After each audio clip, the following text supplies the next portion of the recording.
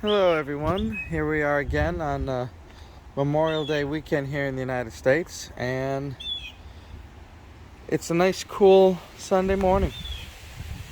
What's going on in the garden? Well, the wind's been a little bit blustery, but it's a nice cool breeze, and that's nice. What are we doing here in the garden? So yesterday I pulled out some onions. As you see, they're really ready to go. And in its place, I put some Swiss chard. Now this Swiss chard I had been growing in little seed pods, and I transplanted them here to get them going in this space where the onions were. Let's just kind of replant and utilize the space. So they're good. They look like they're healthy. They're boosted up. So yeah, so that's good. Like I say, the onions are just about done. And basically what I've done here, I'll show you what I've grown them in. You've probably seen this before. I've got these on Amazon, but you could probably find them anywhere. They're basically little uh, pods here. Sometimes they're 6, sometimes they're smaller. And then they fit in the little white container so it holds the water. And then there's a plastic dome on it in the beginning. So I've been starting them with my seed growing lights just to get them going. One of the things that you could do is, sure, you could plant seeds directly in there, but sometimes, the seeds wash away, somebody eats the seeds or whatever, they don't germinate.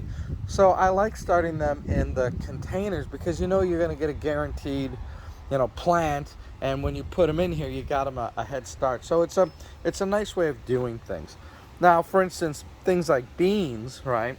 You just put them right in the ground because they're going to just grow, and they're a big seed. You're not going to lose it like some of these tiny seeds. Now the beans are doing good. One of the things that I did to help them out too was move the mulch out of the way so that they can emerge. They don't have all that weight on top of them.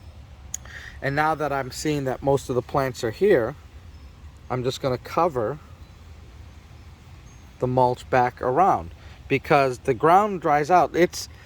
We had some cool weather, but already in North Texas, it's May, but it's going into June here next week. And with 100-degree weather, even with 90-degree weather, when you look at this area that gets sun for all day long, this ground dries out. And while you always see videos of people growing in containers, and they're like, oh yeah, you can grow anything in a container, and that's, fairly true. But when it's 100 degrees, 90 degrees for all day long, those things dry out quickly. So you really have to know your climate, and you really have to know your watering, or else, these plants, no matter how much they say full sun and they like heat, they'll still die. They'll still dry out. So it's a challenge for us who live in the South to make sure that the plants are getting hydrated, but that they're also, able to tolerate that sun and get a little respite from the heat, to such an extent that I think whenever you see something that says full sun, even here in North Texas, I wish I had a little shade, right? Now, you could put some shade cloths or something, over your plants, and that's fine too. But, that can be a little bit more work and a little bit more whatever than what maybe people have money or time for. So what I found that the best thing you can do is put mulch on here. Because one of the things that, like for instance, here's the mulch that we got in the pathway. It's dry, right? It's really dry. But if you push that back, now I kind of watered, but when you push this back going down a little bit deeper, it's wet. And that's a good thing. It's really amazing how much the mulch can absorb the heat, but then retain the moisture underneath when it's getting that kind of heat all day long. It's really a good protector. I'm sure there's some scientific reason, maybe because the mulch is of course dry, but it's also maybe has air gaps because it's not a compact thing, and so it probably protects the soil underneath. I'm sure there's some, like I say, scientific thing about it.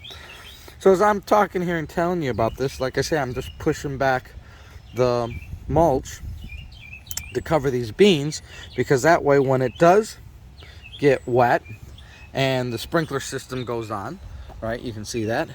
Then this is going to stay good underneath. And so yes, the heat will hit the leaves, but usually it can withstand that if there's, you know, the moisture underneath, and that's kind of what we look forward to here.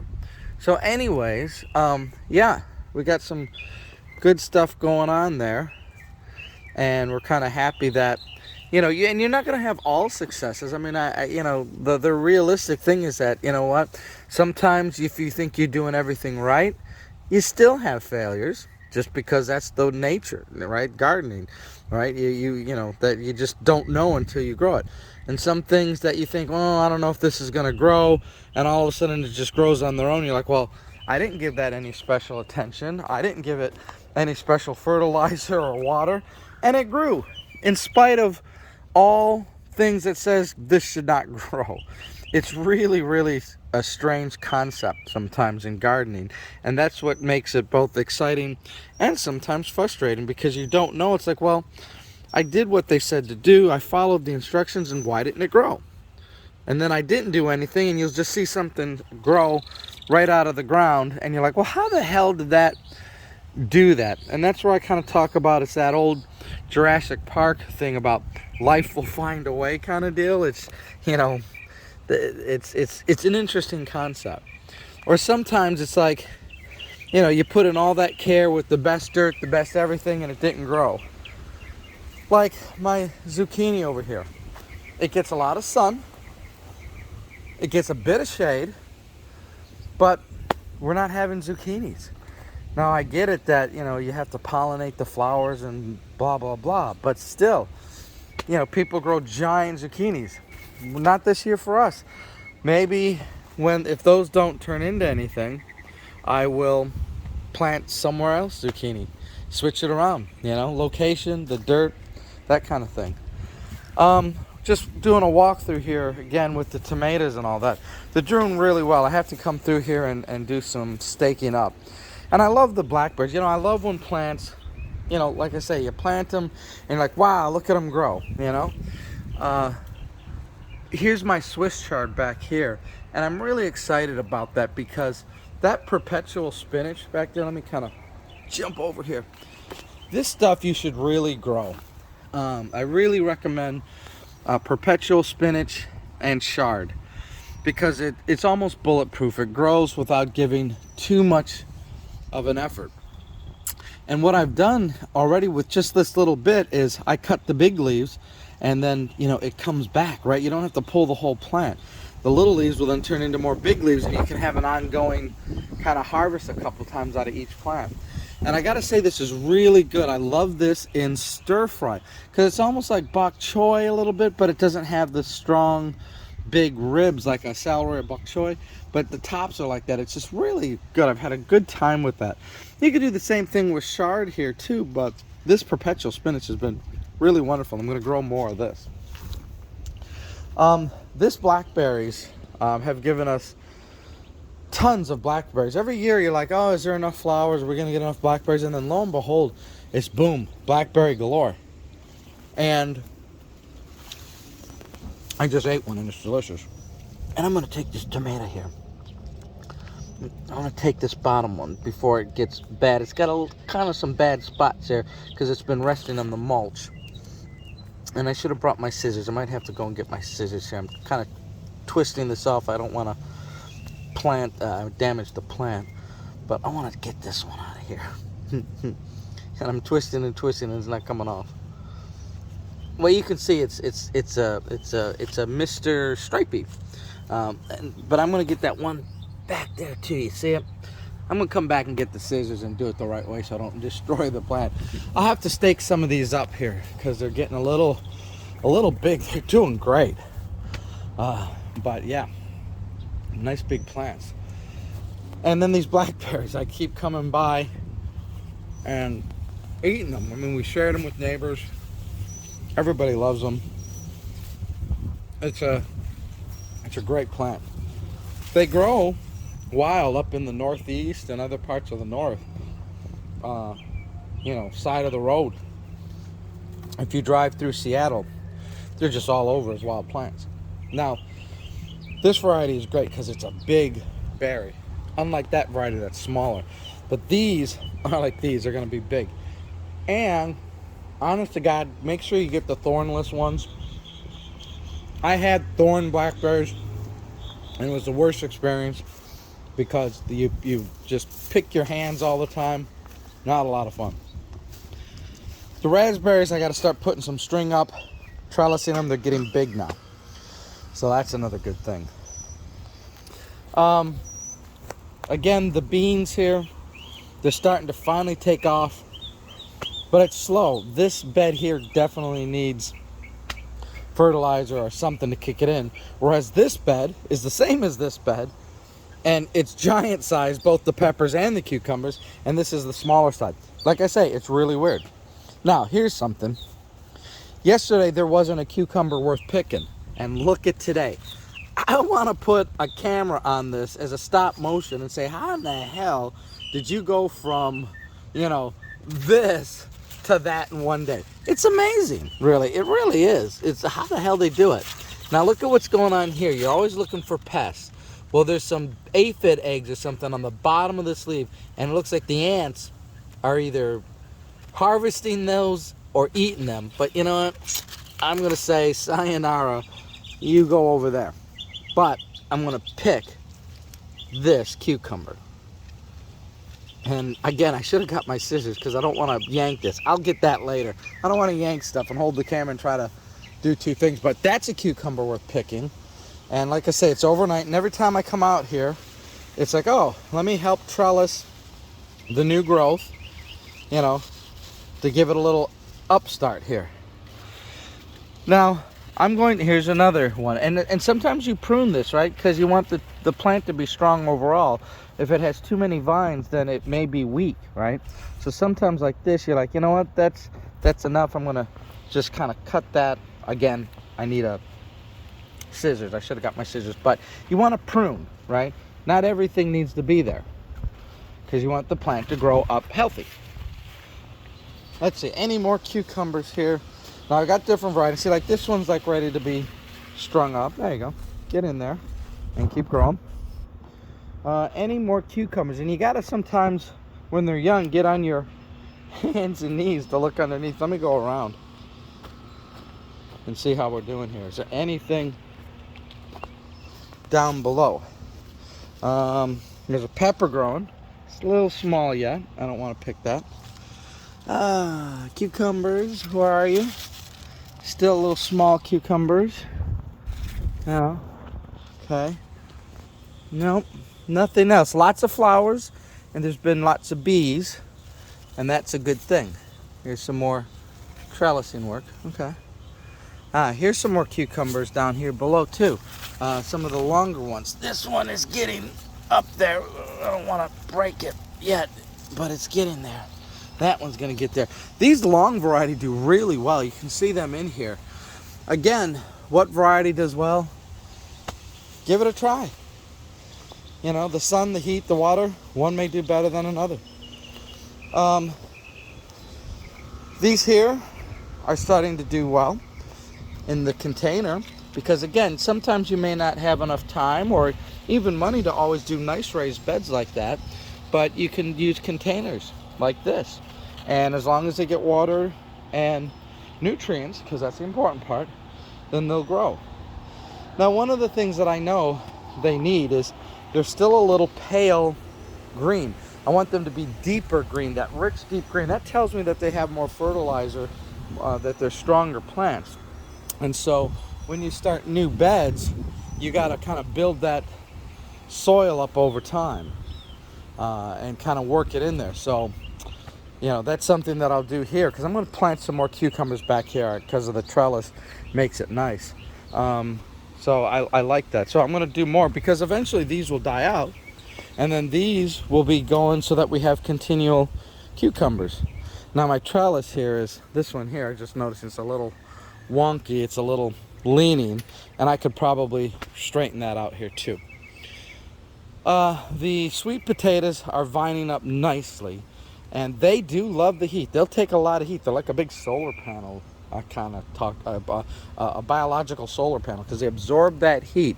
Now I might want to get a few plants to put in between these gaps here. Hopefully the store has some, just to maximize my space. But they're starting to trellis, and what the idea is they're going to trellis up this fence and go over, and there'll be a solar panel. They'll get all day sun, which hopefully is good for us in terms of having nice sweet potatoes in the fall. Okay, these are bitter melon, and I noticed the leaves are getting greener, so that means the fertilizer is starting to maybe take root in there, and that's good. I like that. As we come over here, this is the loofah, which, let me show you what I've done here.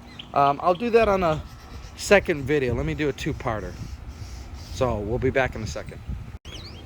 Okay, everyone, so we kind of did a little walkthrough of this part of the garden this morning. Now let's talk about what we've done yesterday. So here's something that you may have a thing or conundrum or an issue. Normally I have the area watering here. I got away from just only drip irrigation. When it's hot, I need a lot of water to cover a lot of space to get there and soak that ground, get in there. So I've done a lot of sprinkler heads, these micro sprinkler heads, and it gets the, area watered. They cross over each other so I don't have dry spots, and that's great. And I've done that for most of the flower beds and a lot of the vegetables because, like I say, my heat issue. But here's the other thing. What happens when you have these containers? Well, when you have the area spreader, you do want that deep soaking right into that container, right? And so that requires kind of a different expectation, a different thing to do. And that is where, if you notice this honeyberry that I got here, a dripper. This is a 2-gallon-an-hour dripper, and I put it right here by the plant. Now, I don't like to mix and match on one zone this emitter and the drip, just because there may be different in water pressures, and it may not be optimal, right? But what I've done is I've taken a zone that this middle zone is my new zone, and it only has right now 2 rows, right? And so it's not being taxed very much at all. And what I did is I tapped into that zone here. And what I did is I tapped into the zone, and I'll bury this so people don't trip, that comes here, and it goes all the way down the line. And I also have this switch that if I don't want to use that and make sure the water pressure for the rest is good, I can turn this on and off. So I put a little switch on that. Same thing on this side here. I can manually turn that on and off. It would be great if I could automate that, even better. But it's okay right now. So what I've done is I've got this line, as you notice, goes all the way to the end of the line, and same with this one. And then where I have my containers, because I'm trying to do the arch with the loofah, little fun experiment, and you can see it's nice and green, healthy, getting greener, trellising, right? But I have emitters in all my new honeyberries. I got an emitter and all the containers. Now I need to do a few more emitters here for these containers here. I gotta do that. I ran out of time yesterday. But it's a great idea so that when the zone starts there, then I can also kick off the containers. Because again, like I told you in other videos, this heat gets so hot it will dry out those containers faster than you can imagine. So, that's a good thing. Plus, these buckets here, they're going to get dry. How are you going to water this? These area sprayers may not get into the hanging baskets. So again, this emitter does well. So anyways, yeah, I kind of took that approach, which is great. And we'll have some greater success with both a hybrid approach. And like I say, when I come out here, I monitor the water pressure to make sure everything's being covered, and it is. The herbs are doing good. We have to get our neighbors in here to share some of the wealth on the herbs because we got more than what we can use personally. On this side, again, row cucumber. It's a little pale, but then it's that container. I got to make sure there's fertilizer in there. A little pale. But the peppers are doing good. I can see there's flowers, there's growth there. And then, of course, this side of the house, the peppers and eggplants. Now the plants are not huge yet, right? Because I'm going to string them up when they get big, like this one's getting big. But they're producing underneath a lot of little eggplants, right? And I'm going to start harvesting some of these because then we can have some eggplant. But you know, kind of watch to see if there's any pests or bugs. But I want to get those little ones because I still want the plant to get bigger and grow, right? And so we're always watching that. And here the peppers are starting to produce. The Hungarian, it's getting some nice size there. We'll start to harvest that and we'll have some good peppers to can or pickle or just eat straight away. Yeah, so everything's kind of going good here. You know, it's a learning each time. What goes good, what goes bad, what you do better next time. It's a never-ending experience, and it can be a lot of fun. It can be a little frustrating too. But anyways, that's a little walkthrough, and like I say, we're going to be going into June, folks, the heart of the growing season. You know, my goal is to see if I can grow almost all year round, right? Which we can maybe do with some challenges. But I want to have a continuous garden because, you know what? It's peaceful, it's relaxing, it's edible. Lots of benefits from a garden in your life. Definitely helps clear your mind sometimes. A little sanctuary. So, all right, folks. So, we will see you again. And hopefully these videos are enjoyable. I'm not a professional. I'm more of just one person holding the camera, trying to talk and hold the camera and do stuff. So, apologize for my quality and my video editing. I'd like to get better, and I'd like to do something a little bit fancier if I could, so it's a more enjoyable experience for you all that take the time to watch my videos. So anyways, we will see you again. Talk to you soon. Bye-bye.